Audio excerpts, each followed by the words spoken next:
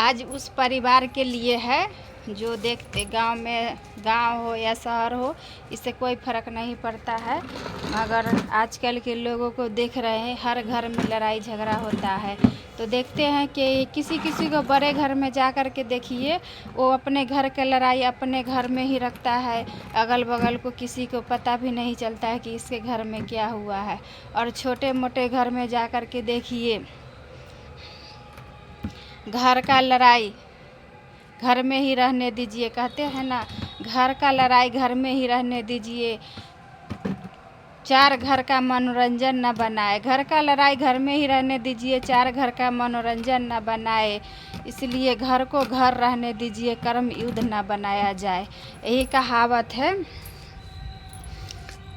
घर का लड़ाई आजकल देख रहे हैं, घर में सास बहू में लड़ाई होता है, फट से बहू तो घर से बाहर नहीं निकलती है, जो नए रहते हैं वो तो घर से बाहर नहीं निकलते हैं, जो पुराने भी रहते हैं वो निकल भी रहे हैं, तो वो अपने चार घर की बातें अपने घर की बातें चार घर में नहीं फैला रही है। मगर आजकल के सास को देख लीजिए, अपने घर की बात चार घर में बात सोचती है कि हम अपने बहू को बुराई करने जा रहे हैं, अपने बेटी को कभी भी बुराई चार घर में नहीं करती है, मगर एक बहू की बुराई चार घर में जाकर के फैला देती है। तो वो सोचती है कि हम बहुत अच्छे काम किए हैं, मगर पीठ पीछे जो अपने मनोरंजन कर रहे हैं कि बाप भले अच्छा हुआ उसके घर में ऐसे हो रहा है, बहू के बुराई कर रहे हैं, चाहे सास ऐसी है चाहे बहू ऐसी है, वो मनोरंजन ले रहा है, आपको दुख में साथ नहीं दे रहा है, आपको दर्द में साथ नहीं देगा, आपको दुख दर्द में आपकी बहू ही आपका साथ देगा।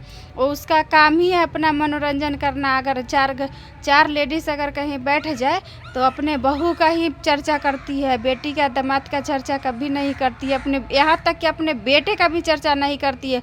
अगर बेटा बहू का गुलाम बन जाता है तब ही बेटा का चर्चा करता है कि मेरा बेटा भी वैसा निकल गया है।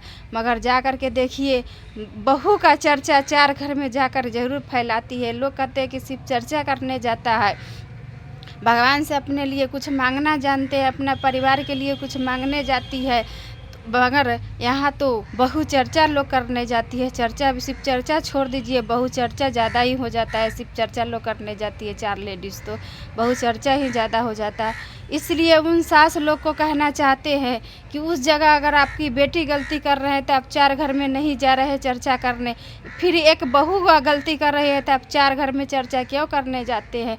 लास्ट में आपका बहू ही एक रोटी बनाकर खिलाती है, मगर चाहे हो एक गिलास पानी ही हो, बेटी आपको नहीं देती, बहू ही देती है।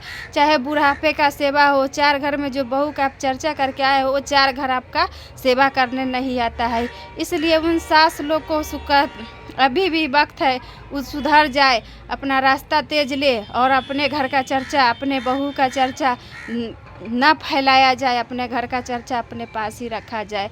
तो अगर ऐसा हर घर में सोच बदल जाए कि अपना बहू का चर्चा नहीं करें, ये सोच कर चले कि आज हम बहू का शिकायत कर रहे हैं, कल वो लोग बहू का आकर के बता देगी कि आपकी सास आपके बारे में ऐसी बोल रही। सोचिए कि उस बहू को मन में कितना आपके प्रति खटास बन जाता है मन में, कि वो आपको सोचती है कोई बात नहीं है, आज उनका बारी है कल मेरा बारी आएगा। ऐसा नहीं है कि सब दिन सासी के बारी रहेगा, सबका अलग अलग अपना अपना समय आता है। इसलिए बहू समय का इंतज़ार करती है और सास अपने बुढ़ापे के इंतज़ार करती है। वही इन सब लोगों से मैं बताना चाहती हूँ कि अभी भी कुछ नहीं बिगड़ा है, अभी भी अपना बहू को बुराई करना छोड़ दे और बहू को बेटी मानने के लिए तैयार हो जाए, सीख जाए। वो दूसरों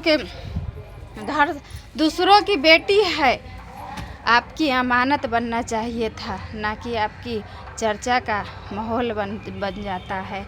वो आती है अपना पूरा घर परिवार को छोड़कर, जो मायके में कभी एक गिलास पानी तक नहीं पी होगी, ना ही एक रोटी बना के खाई होगी अपने लिए, मगर यहाँ आती है तो पूरे परिवार को संभाल के चलती है, फिर भी उसको बेटी का दर्जा नहीं दिया जाता है। बेटी कभी माँ को पैर नहीं दबाती है, मगर एक बहू दूसरे को बेटी बहू बनकर आती है तो एक सास को पैर दबाती है, इतना तक करती है, फिर भी बहू को खुश रहने का अधिकार क्यों छीना जाता है। ये वीडियो थोड़ा लंबा होने वाला है, आप लोग को अच्छा लगे तो लाइक कमेंट कीजिएगा और शेयर कीजिएगा।